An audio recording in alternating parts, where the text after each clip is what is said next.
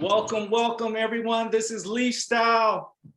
We have a great conversation, great guest today, Commissioner NIKKI FRIED. We want to give a big shout out and a big thank you to One Plant for sponsoring this.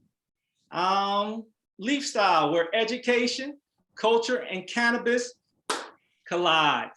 Well, again, I'm always happy to speak with the commissioner. Born and raised in Florida, lifelong Floridian, attorney, activist, commissioner of agriculture and consumer service. Welcome, NIKKI FRIED. How are you? I am fantastic. Thanks for having me on today. Sorry that I'm all messed up. I'm in an Uber on my way to the airport.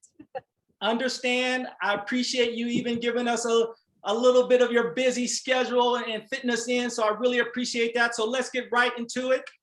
Number one, last time we talked, cannabis was deemed essential roughly a year ago.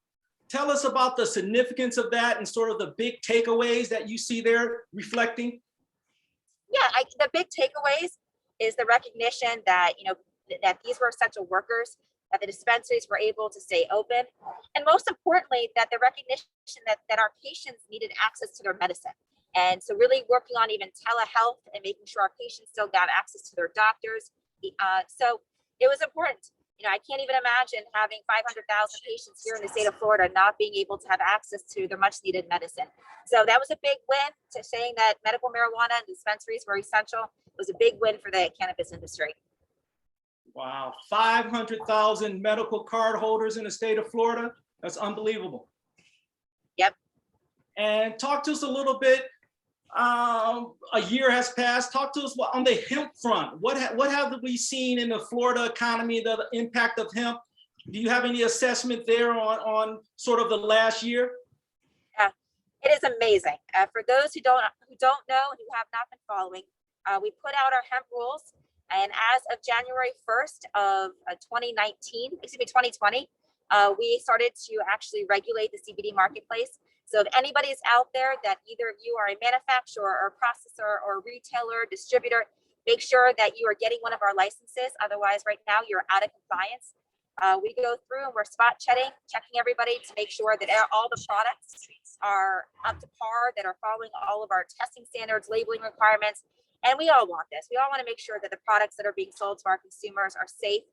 And then we, of course, put out our cultivation rules out on April 27th. Guys, I tried for April 20th. I was 7 days short. I tried, but we got them out on the 27th. And so since then, which is almost a year, we have over 30,000 acres that have either applied or undergrown. My anticipation is still to be about 100 to 300,000 acres within the next 5 years. So that's going to be tremendous growth in the industry. We have over 10,000 new jobs, over $1 billion impact already from the hemp here in the state. And I continue to get so much feedback and support showing that this industry is about to just blossom here in the state. More and more of our farmers are wanting to get involved in the cultivation aspect. We've got a lot of pilot projects that are working across the state, both not only on the CBD side, but also for the industrial, using it to already clean up some of our waterways outside Lake. That is great. So hemp seems like it's going in one direction, up in the state of Florida. Yes, sir. And even for those who actually are in the cultivation side of things and involved in the hemp, we did actually vote last, I guess it was a month ago, all of the commissioners of agriculture across the entire country. We put forth an amendment to say that it should go from 0.3 to 1% of THC. So that way that so many of our farmers who we know are trying to grow for CBD or for industrial won't have to destroy their crops. So now we're taking it over to the USDA as well as Congress to see if we can't make a real big movement to move it to 1% instead of just the 0.3. As we all know, these are such arbitrary numbers. It just kind of made up by those powers that be in Washington, D.C. And so we really need to kind of push back a little bit and start getting some movement here. Wow, that seems like a significant sort of increase there. And I'm sure many farmers will be able to appreciate that in trying to keep their crop compliant. Yep, that's exactly it. especially, when I spoke up in favor of this motion last month, is really taking into account that as we're growing this industry here in the state of Florida with our climate, knowing that it's hotter, that the plants are going to get hot faster. And so giving this flexibility to our farmers, not having to destroy their crops, is really going to be important. Got it, got it. Another one of these things that are making some noise here is the THC cap bill, a tax on medicine. Can we talk a little bit about that and just the really potential harm there? Yeah, this is absolutely insane, like insane. The people voted for this. 71% of us voted to have medical marijuana in our Constitution. And we know that it was against the will of the legislature. And so they have done everything possible to get in the way of access to our, and this is their next step. They bring all these factors to talk about psychosis and all of these issues that they perceive is happening. One patient, you know what? I smoke too much. Please cap the amount of THC in my phone. That's just not happening. But the legislature feels infinite wisdom in this THC cap. We have been lobbying on it. I have spoken to the speaker. I've spoken to the Senate president, and we are pushing back really, really hard, because that's what it is. It's a tax on our patients, and we know that under 10%. First of all, our growers would have to destroy the plants, the genetics here in the state of Florida. Can you imagine how long it would take for our growers to find new genetics, bring it into the state, grow product, and then get it out to the consumers? We're talking about a huge hit to the industry, huge hit to the patients for no reason whatsoever. And we all continue to have to stay on this. I've got my eye on this. I know so many of you do as well. We need to continue calling our legislators where they understand this is the wrong direction. Where we see all across our country legalizing cannabis. New York just put out a legislation either last night or the night before to legalize in New York, Virginia, and here Florida efforts. So we need to keep pressure on them. And if they don't listen to the people.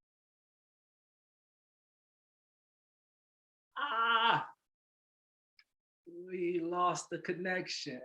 Okay.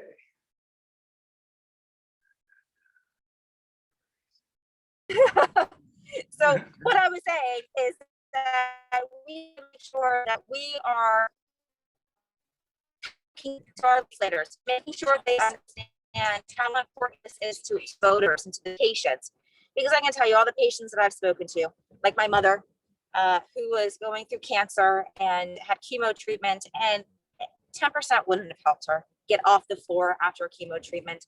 And patients that are experiencing MS and Lou Gehrig's and Parkinson's, 10%. What is that going to do for them? And it doesn't even make any sense. Are we going to cap how much Tylenol you have and how much is in each Tylenol pill? I mean, that's just ridiculous. And that's what we have to start telling our legislators: get out of the way. The people have voted for this. It's time to legalize and be done with this nonsense of prohibition. Right. And what is even the logic here? Wouldn't the patient just simply now has to purchase more medicine to try to meet their needs, correct? Yep.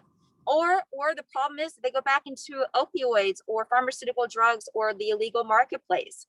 If they can't get access to the medicine that they need at an affordable cost, then they're going to go someplace else. And that was the exact point of this program, is to take people off of pharmaceutical drugs, get them off the opioids, and really get them into a healthier environment. So they're not going to the illegal market. And God only knows what the potency of those products are, what they could potentially be laced with, if it's actually THC products. So this was a way to safeguard our patients and to make sure that they've got access to affordable medicine. Right.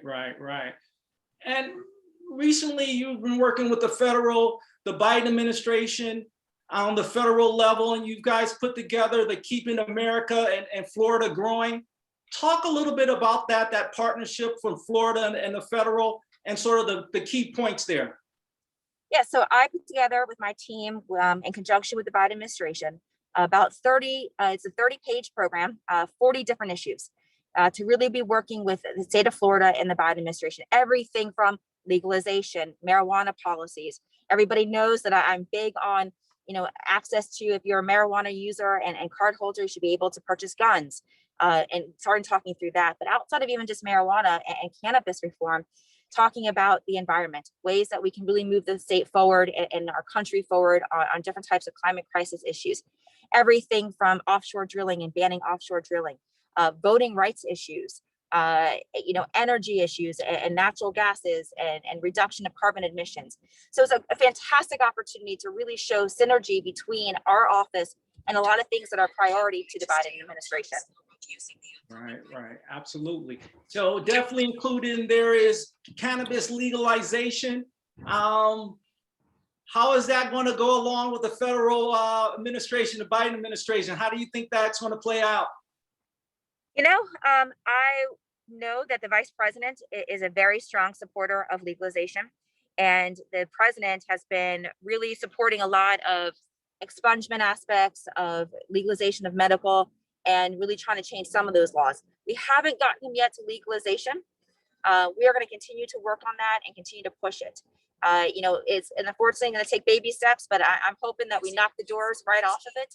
More and more of our states are legalizing, and we're going to continue to lobby on these issues. In fact, a letter from my office is getting sent soon regarding some of the issues that are happening in Washington, D.C. Right. Understood. So talking about the Biden administration, what's your thoughts on the sort of the reports of people being forced to resign, fired for past cannabis use? This is, something that we fight every single day here in the state of Florida. This week alone, we saw 2 individuals fired from, testing positive for medical marijuana usage. One is a teacher and one was another social worker. So we are still seeing those issues here in the state.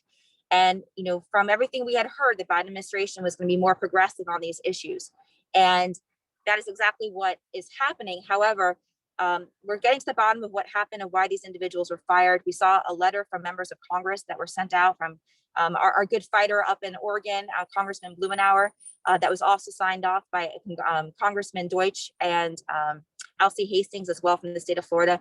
We are sending a backup letter also saying that the marijuana policies from the Biden administration need to change, and that we need to make sure that we are not hurting people that are utilizing it for whether it's medical purposes or they're in a legalized state.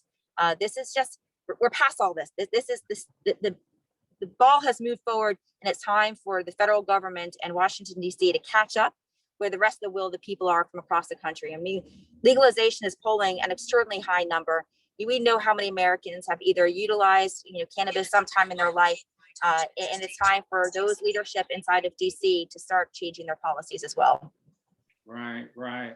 And speaking of that, it may take a while to get to legalization.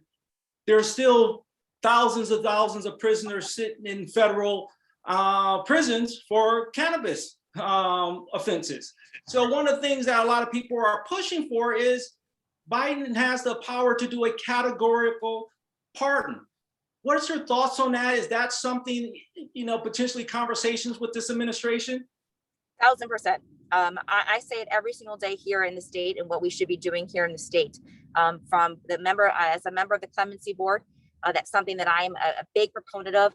And I do think that that's something that we need to be pushing at the federal level to get, to really encourage the president to pardon all of those individuals who are sitting in prison, sitting in our jails, state crimes, federal crimes, and getting these individuals out of the prison system through a pardon from the White House. I could not agree more that this is something that needs to happen, and he's got the power to do so. And we're going to be knocking on some doors. Got it. And if you were in an executive position in a state, what would be your sort of steps there with cannabis offenders? I mean, cannabis offenders, first of all, it would no longer be offenders. It'd just be users.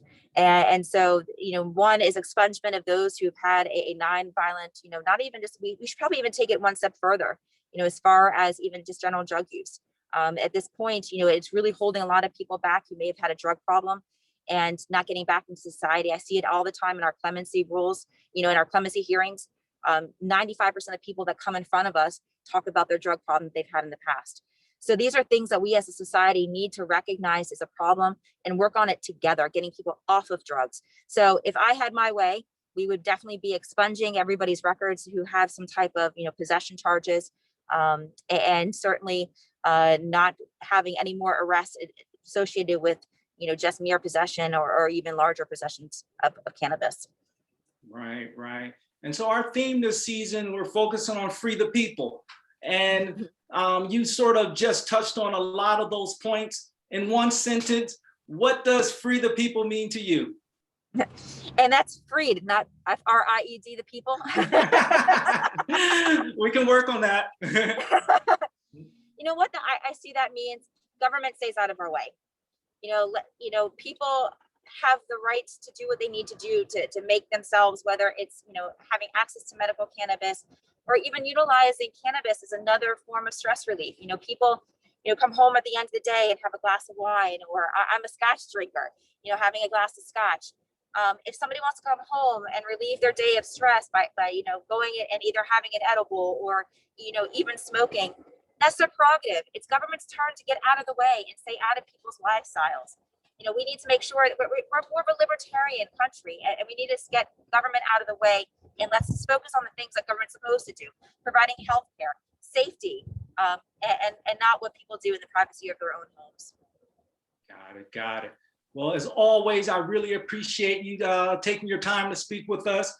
Have a safe flight, and thank you. Thank you, Commissioner. Absolutely. Thank you for constantly keeping up on these issues. And to everybody who's watching, the fight's not over. Stay on top of these THC caps. Know that help is on the way and that we're going to get this done. And if they don't do it in the legislature, watch out for a 2022 legislative constitutional ballot initiative, because we got to get this done in the state of Florida. It's the only way that our state moves forward. One last question. You just brought it up. 2022 constitutional amendment on the ballot. What would that look like? A constitutional amendment. We know we have the two right now that are in the Supreme Court waiting for language. That's both regulate Florida and make it legal Florida. I think that either one of them, we got to move forward. Of course, there's problems with both, but with the right people leadership, we can fix that. I'm a supporter of home grow, supporter of breaking up the vertical, more licenses, more people involved in the industry, more equity involved in the industry, more women and minorities involved. And so we got to open up the marketplace, and it decreases criminal justice, decreases our healthcare costs, increases economics in our state, both on the taxing issue, but also for economic boost on jobs and stimulus for our state. So, but I also am a firm believer that we still need to make sure we have a robust medical program as well, to make sure that our patients don't have taxes for their medicine, as well as making sure that we're starting to work on getting health insurance companies start covering the cost of both co-pays and annual visits with our doctors. So robust medical program, but also legalization for those as well. Great, great, great. Thank you so much. Have Absolutely. a good one. We'll Absolutely. talk. Thanks, everyone. Keep up the great fight. Thank you.